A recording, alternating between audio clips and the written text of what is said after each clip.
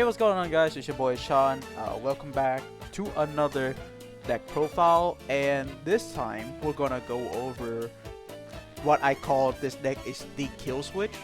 It's one of the best decks of the format that not a lot of people are exploring, and I think this deck has like potential to win a YCS if you are not careful about this deck. So this is Fiendsmith Tenpai Kashtira. And this, I built this list because I want to compare this to the Fiendsmith Tenpai Bistio variant or the Sky Striker variant, the pros and cons of it, and be able to solve a lot of issues in the format, especially with this deck when it comes to hitting the kill switch button and the capability of breaking boards in this deck. So this is the list. Let's get on to it, shall we? Now, for the Fiendsmith stuff, you do need to maximize the Fiendsmith stuff as much as you can, unfortunately. 3 Engraver, 1 Lacrima, 1 Lurie, basic here. We play triple track because we want to get into the Fiendsmith engine as much as possible to be able to start plays and make boards, along with the 1 Paradise to send Desiree from the extra deck to the grave. Now, there is a reason why I built like this, is because I'm trying to be able to both go first and second, so make the result of the die roll absolutely irrelevant.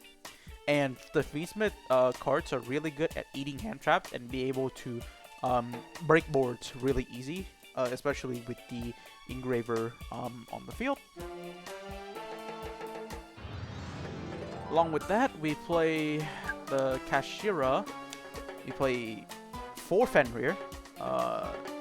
The purpose of playing 4 Fenrir is to be able to use Fenrir as an out to certain monsters.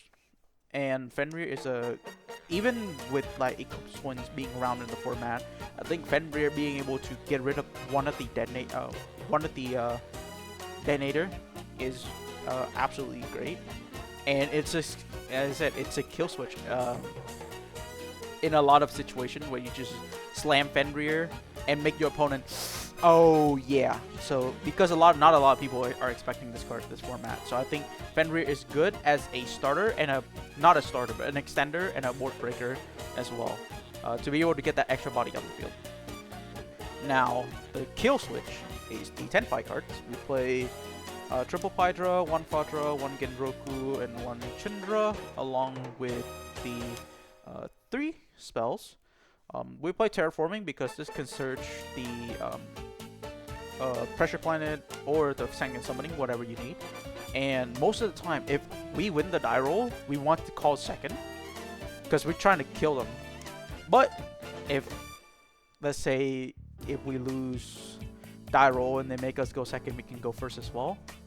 So they really don't know what we're on because this deck can just go first, right? It doesn't matter.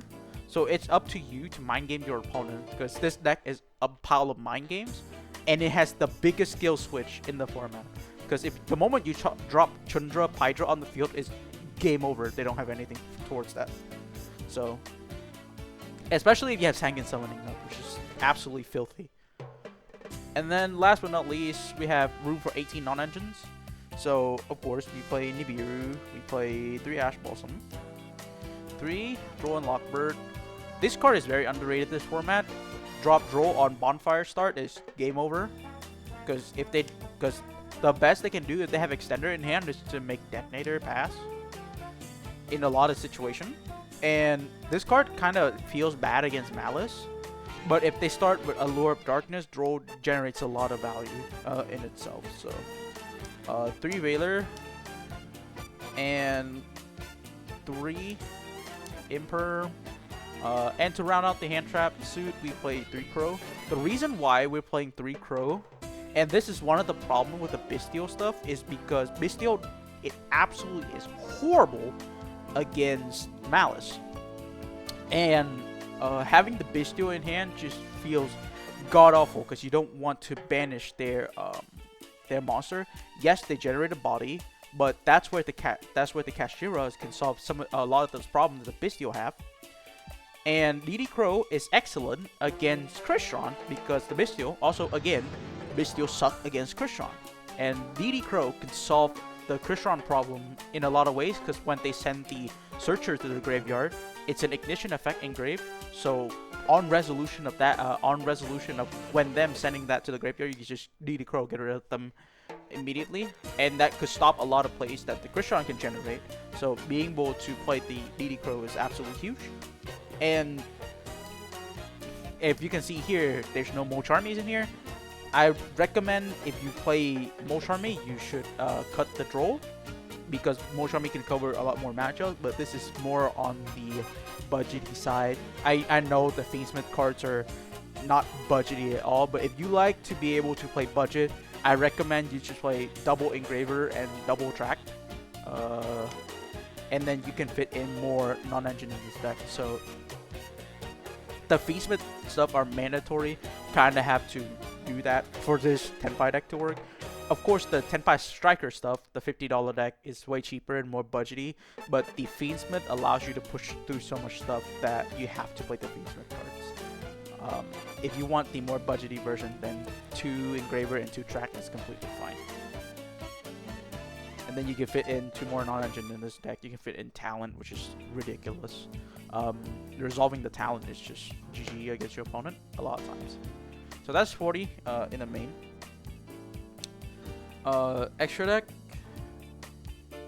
Double, we play double Requiem. 1 Sequence. 1 Moon. 1 Acnum Day. The Kill. This is also another kill switch on the Fiendsmith stuff. If you have the Desiree up, this can make the Desiree 5400 for no reason. And it does piercing.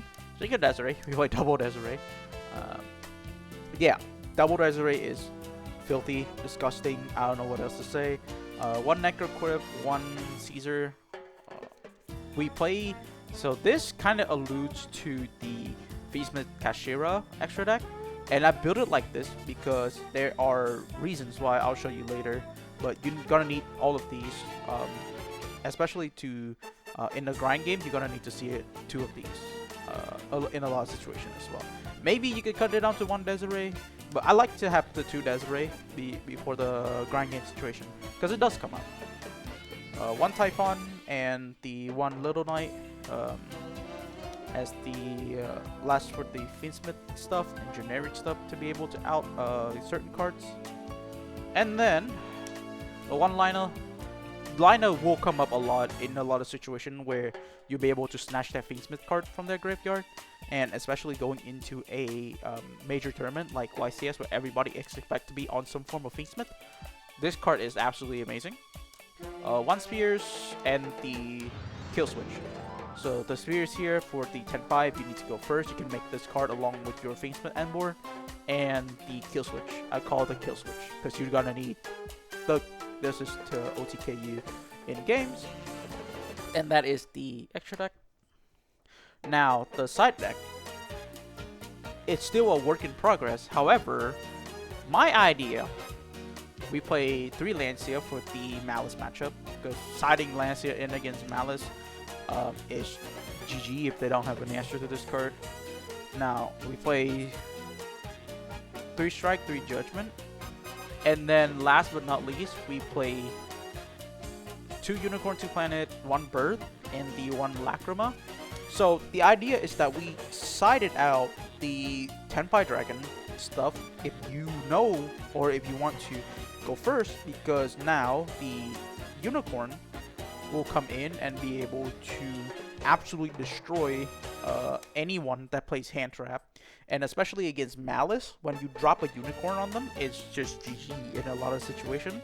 If they don't play around this correctly, they cannot Hand Trap you physically if this is on the field, unless they have Imperm or Veiler.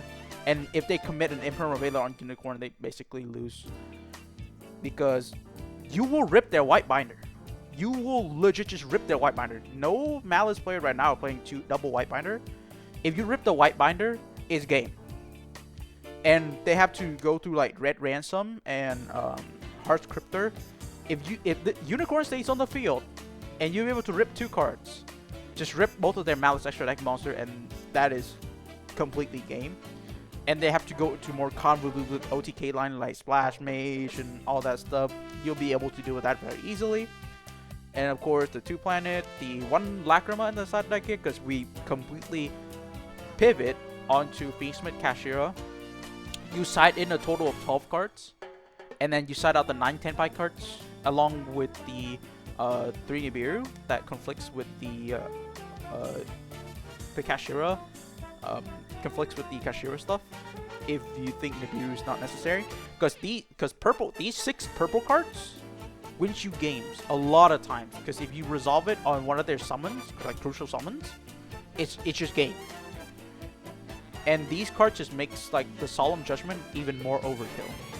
So with the way that I built the extra deck here, it's to support both the Fiendsmith Cash route, and if you want to play the Tenpai route, which is completely ridiculously fine. So that's where the mind game stuff comes in, and why if you drop, like in a lot of situations when you drop the Tenpai cards, and you win with Tenpai cards, your opponent will tilt out of the high moon for game 2, game 3, and you make them fall for mind games like easily. So this is why I call this deck the kill switch. If you guys have any comments down below, let me know. This is, of course, there's a lot of changes that you can make to this deck. Let me know down in the comment section below if you play more Charmy. I think more Charmy is completely fine in this deck as well. If you don't like to side in the cash card smoke screen, you can side the Meows as well as another way to beat Malice, I guess. But I don't think that with the more Charmy right now, not stopping your opponent immediately is just feels bad, and if you don't draw into your stop cards and stop your opponent from playing, it just the Mo Charmy Heat hasn't really done this job. So that's it for the deck profile. Let me know down in the comment section below suggestions for this deck.